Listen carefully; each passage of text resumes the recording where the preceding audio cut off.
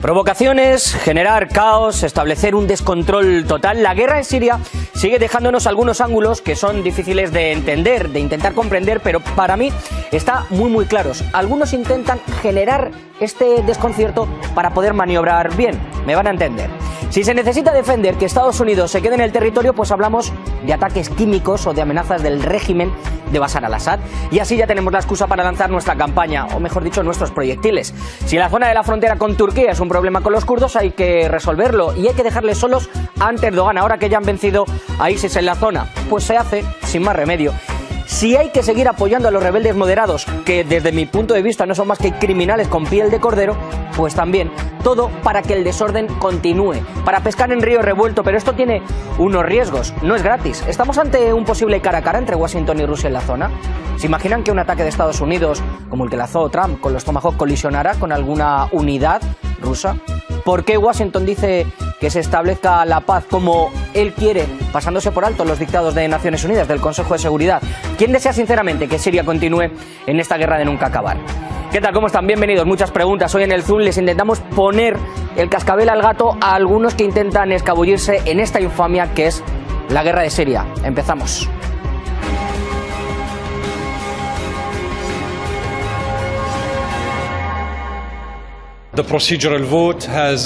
El voto procesal ha revelado los graves intentos de manipular las reglas y los procedimientos, así como el mandato del Consejo de Seguridad por parte de algunos miembros influyentes en el Consejo.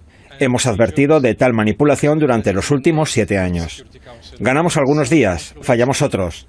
Pero hoy es muy importante porque aquellos que confiscaron el Consejo para defender sus intereses estrechos han fallado.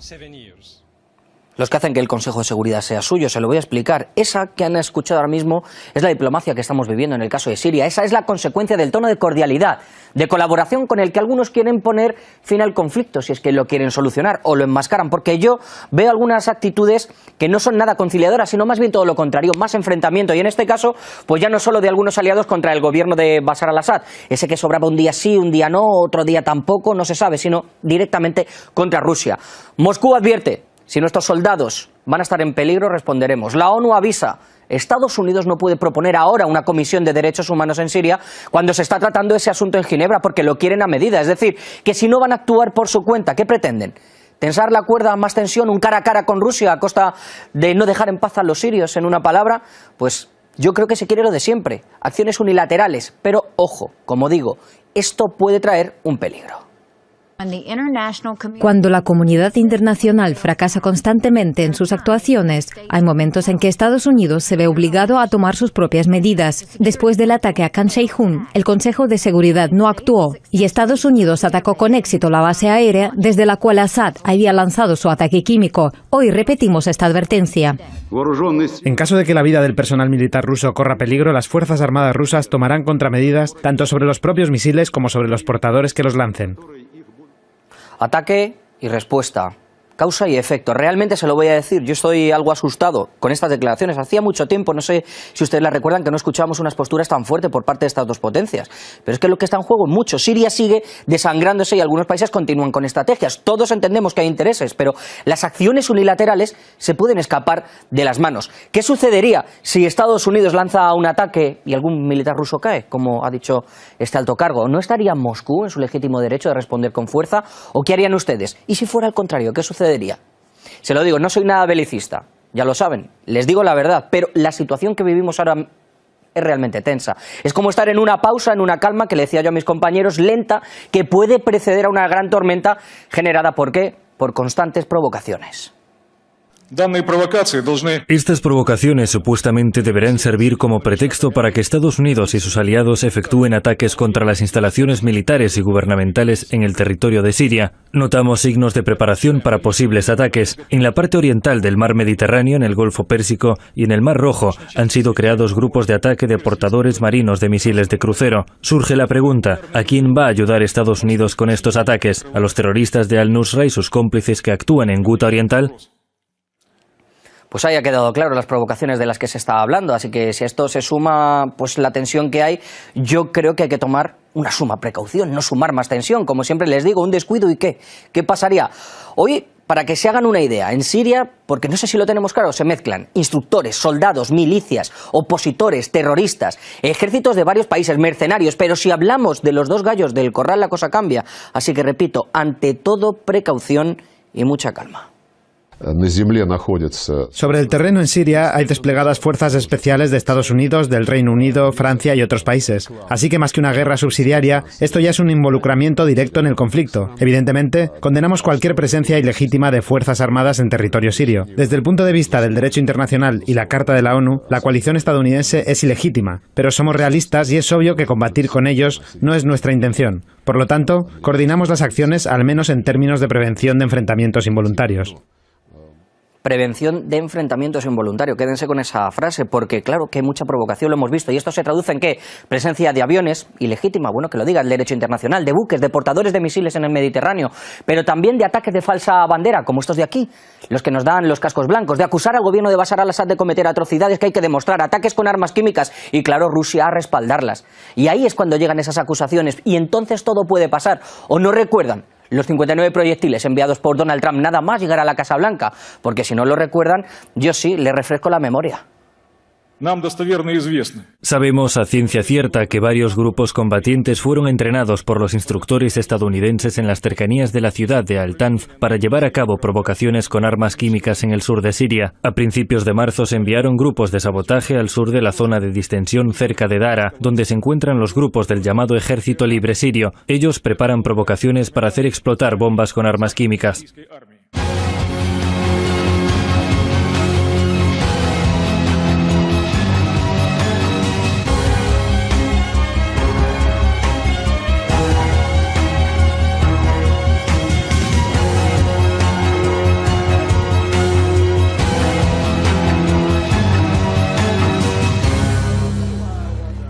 ¿Y quién sufre aquí? ¿A quién le importan los sirios? ¿A quién le importan los inocentes? Miles y miles de personas que están en medio de un fuego cruzado y que hoy tienen en los corredores humanitarios de Guta una vía para salir de ese infierno, por ejemplo, pero ¿se han dado cuenta de que Estados Unidos hoy está poniendo condiciones para que se cumpla ese armisticio? ¿Lo está poniendo de verdad? ¿Que no pone nada de su parte para aplacar a los opositores moderados, los que les decía al principio, que han usado a estos civiles como escudos humanos? ¿Hasta cuándo va a llegar esa hipocresía? ¿Hasta cuándo esa falsa diplomacia? Sí, la diplomacia de la señora Haley, la de llorar por los niños, pobrecitos, en el Consejo de Seguridad de Naciones Unidas, pero después decir que van a llover bombas y actuar de manera unilateral. ¿Piensa la coalición aliada de Estados Unidos que sus bombas han solucionado algo? Si quieren podemos mirar a Raqqa, Si quieren echamos un vistazo. Una ciudad devastada, arrasada, convertida en cenizas. Apenas se va a recuperar. Pero qué poco sale en los medios mainstream todo eso. Mejor señalar a Assad y a Putin, dictadores, que crean campañas como la de Alepo, con esos hashtags, y tratar de esconder lo que está pasando realmente, lo que se está haciendo bien por el pueblo sirio. Con errores, seguro que se están cometiendo errores, pero al menos se está haciendo algo y hay gente que sí que lo reconoce. No hay duda de que Rusia desempeña un papel muy importante al reconciliar a los combatientes de los dos bandos, al crear zonas de seguridad y condiciones que posibiliten una evacuación segura. Pues ya lo han visto, de esta declaración de la Cruz Roja apenas se ha escuchado nada, ¿no? De todo esto, los medios, chitón, silencio. Solo hacer campaña del desastre. Hablar de almacenes químicos, pero no de los que están en la zona liberadas por el ejército, no, esas no. Mejor la culpa a Assad y listo, porque, claro, todo el mundo se lo traga. Los medios hacen buen papel, porque, claro, de lo que se trata es culpar como responsable, por ejemplo, moral a Moscú de las atrocidades que comete Assad, pero creo que no se dan cuenta en Washington que si toman esa decisión de actuar por su cuenta, a espalda de Naciones Unidas, de la comunidad internacional, de lanzar un ataque puede conllevar un escenario sin precedente, aunque ¿qué más les da si esta guerra ya está siendo casi eterna? Y a todo esto, pues el tiempo pasa, 7, casi 8 años, pero no debe pasar en vano, millones de inocentes sufriendo. Se está jugando con los sirios, se juega con su futuro, se les ha obligado a emigrar. ¿Para qué? Quizá para vender el buenismo, ¿no? La tolerancia de Europa con una política migratoria fallida, un desastre. ¿Dónde está la ayuda de Europa en Guta? Yo no la veo, pero eso no ha funcionado y eso tampoco vale. Y le duela a quien le duela, el operativo antiterrorista ruso, con errores puede haber habido, y el avance del ejército sirio han sido los artífices de que al menos hoy la situación sea algo mejor de lo que estaba. La gente de Damasco les da las gracias a todos ustedes por proteger la ciudad y lo recordará durante décadas, incluso durante varias generaciones. Esta batalla ha sido mayor que Siria. Hoy ustedes luchan esta batalla en nombre de todo el mundo. Con cada bala que ha matado a un terrorista, ustedes han cambiado el equilibrio en el mundo. Mucho de lo que tenemos que hablar y debatir aquí en este Zoom. Antes, como siempre, les recuerdo que estamos en Facebook, también en YouTube, así que les invito también a que nos dejen los mensajes. Empieza nuestro tiempo de debate.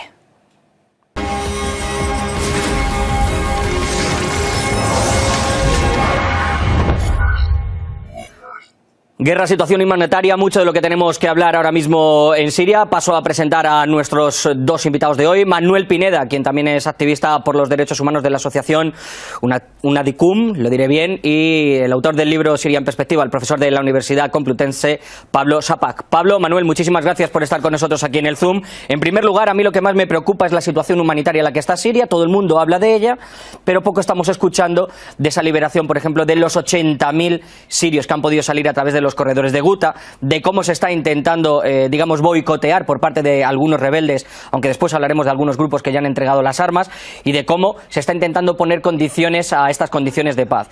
En primer lugar, situación humanitaria de la que no se está haciendo mucho eco en algunos medios de Occidente. Manuel, empiezo por ti. Hola, buenas tardes. Muchísimas gracias por la invitación y quiero aprovechar para enviarle un fuerte abrazo al profesor Šapak, un buen amigo y quizá uno de los mejores conocedores de la realidad siria. Bueno, estamos viviendo aquí a nivel mediático, lo que estamos viviendo es como una repetición de lo que ya vivimos cuando la liberación de Alepo, en los que los medios de comunicación, en vez de celebrar la liberación de civiles que estaban bajo dominio de esos terroristas fundamentalistas, islamofascistas, cortacuellos, como queramos llamarle, en vez de celebrar eso, lo que estaban eran lamentándolo, apagando monumentos de aquí, en señal de duelo y tal. Ahora mismo se está en la misma campaña, una campaña tremendamente intoxicadora, en lo que si preguntamos a cualquier persona por la calle que no se preocupe de estudiar a fondo la situación, pues parecería que los que hay allí son unos revolucionarios